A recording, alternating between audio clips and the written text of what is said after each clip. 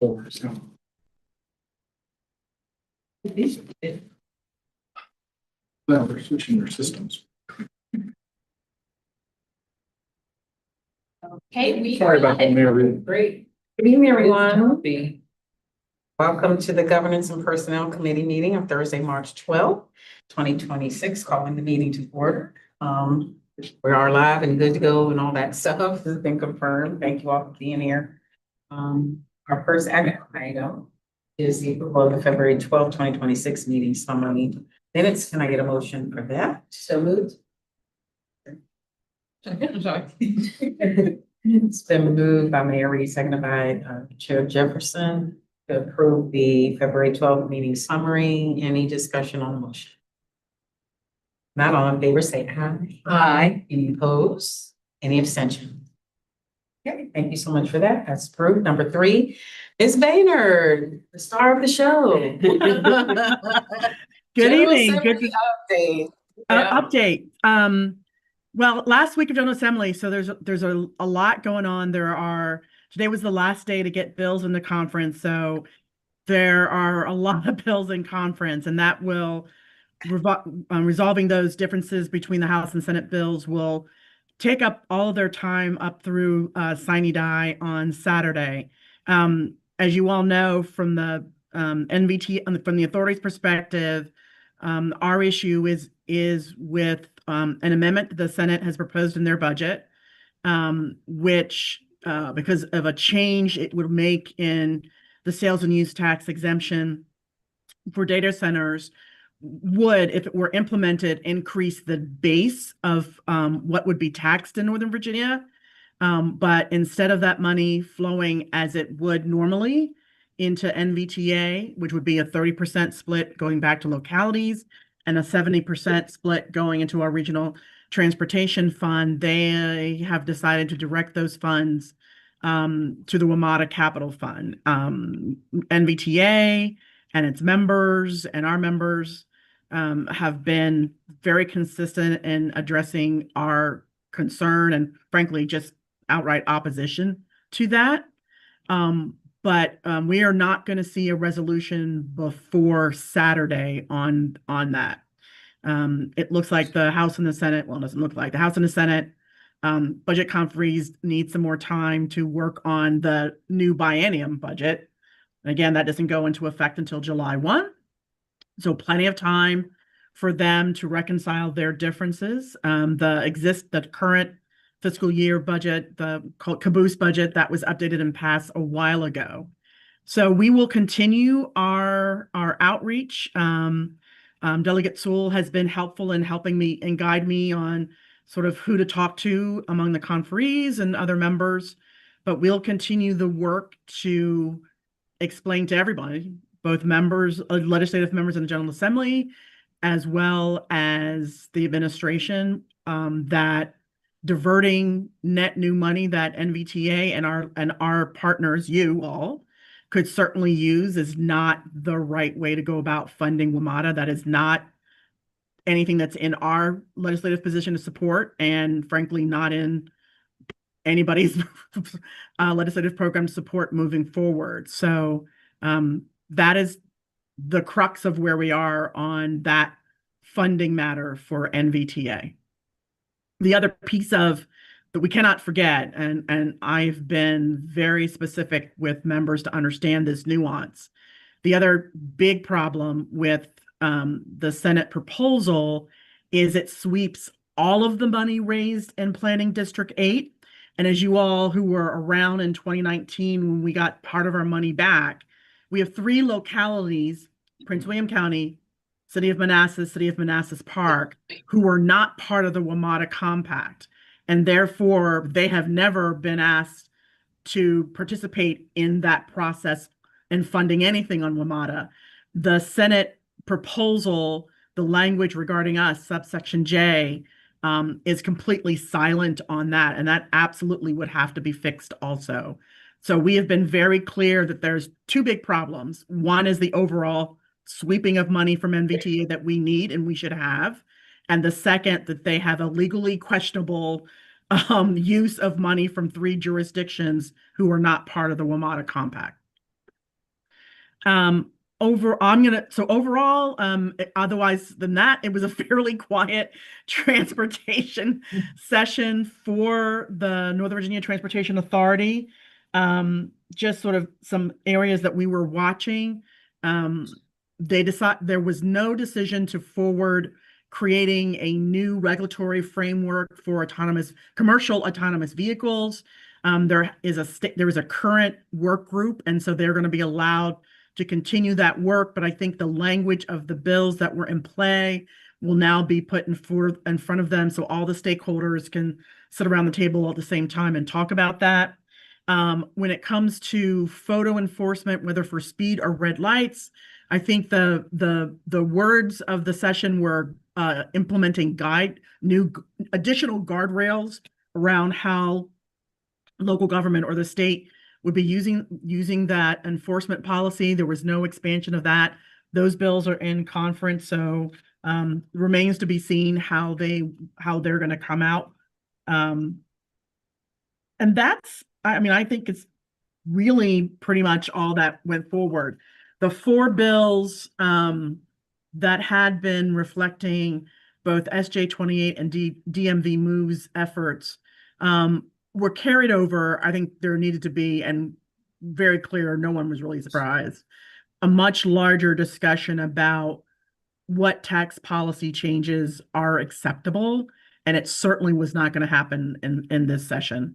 The focus of this session has been affordability on also many factors, and the idea of tax increases, and there were several in many bills, not just the ones for transit and statewide in Northern Virginia, that were set aside for further discussions in the off season. So I am going to stop there and answer any questions anyone may have about the things I talked about or any other bills on transportation that I didn't mention. Thank you, Ms. Baynard. Any questions? Questions from Ms. Baynard? I have a question, Ms. Baynard. And correct me on if this was a budget amendment or a bill, I don't remember. I thought Senator Serville put in something about studying parking spaces. So both of the budgets have a number language amendments that create studies. So in the Senate, actually there are some that are common in both budgets. So let me start with those. Both budgets have two of the same studies. One is directing the Secretary of Transportation to take a look at the concept of reciprocity with Maryland and DC as it pertains to out-of-state vehicle registrations and ticket enforcement.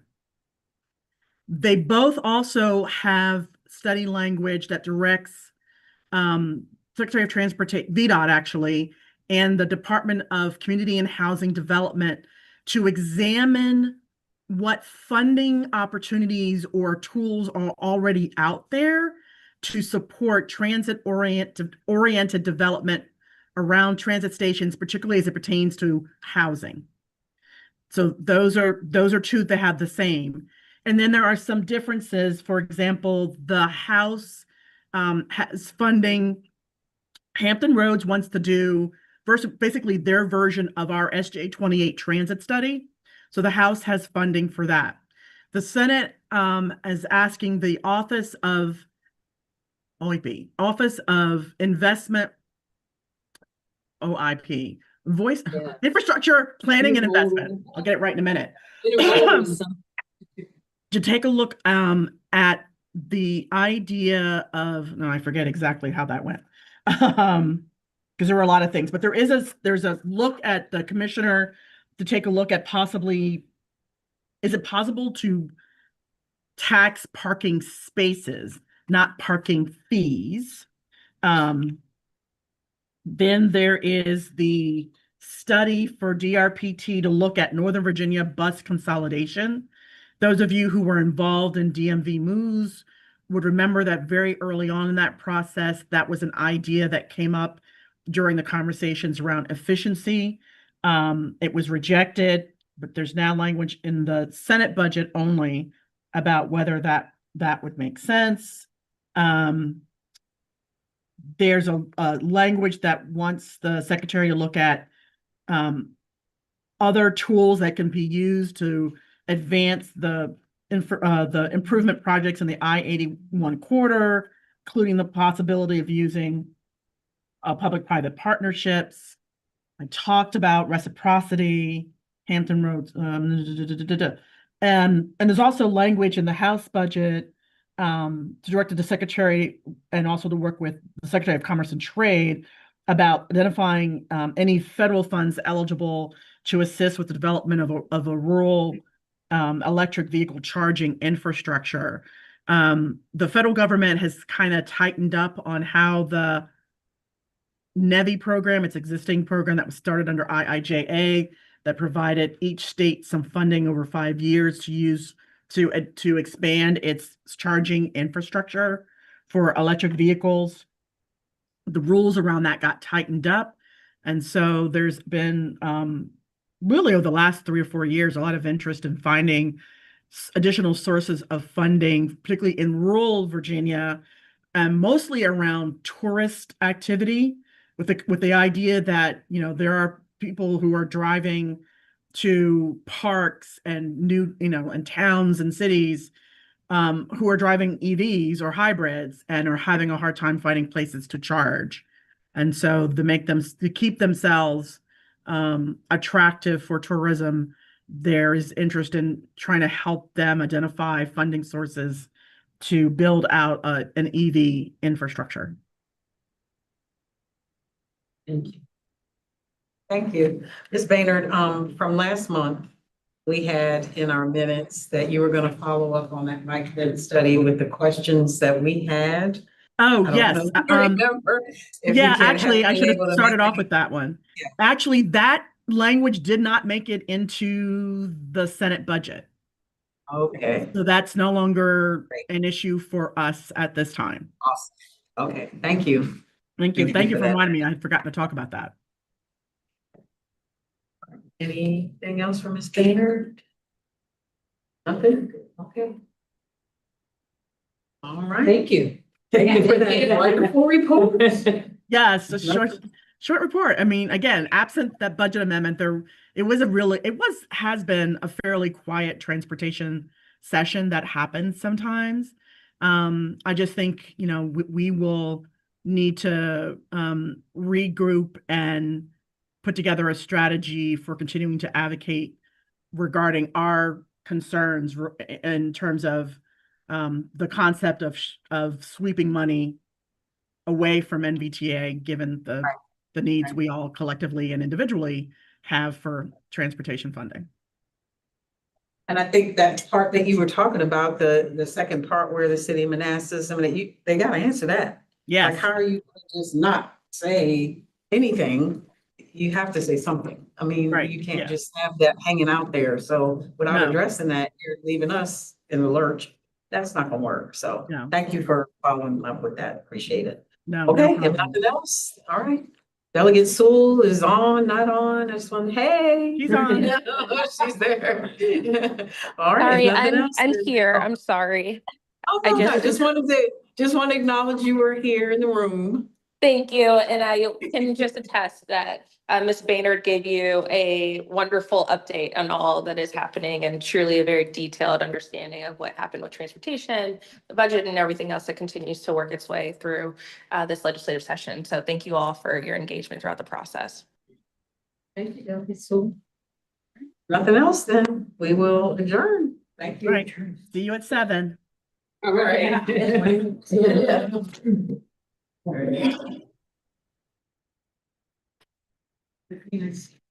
Yes.